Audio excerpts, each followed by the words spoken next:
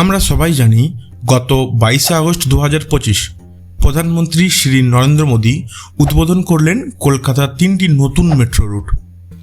Esplanade থেকে শিয়ালদহ, নোয়াপাড়া থেকে airport আর হেমন্ত মুখোপাধ্যায় থেকে বেলেঘাটা।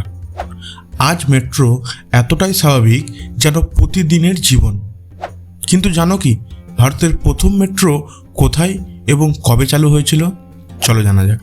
ভারতের প্রথম মেট্রো চালু হয়েছিল কলকাতাতেই 24শে অক্টোবর 1984 সালে।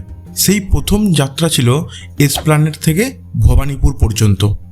আর তখন মানুষ অবাক হয়ে দেখেছিল মাটির নিচ দিয়ে ছুটছে ট্রেন।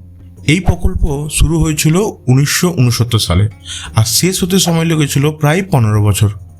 তবু দক্ষিণ এশিয়ার প্রথম মেট্রো বানিয়ে গর্ব পেয়েছিল কলকাতা।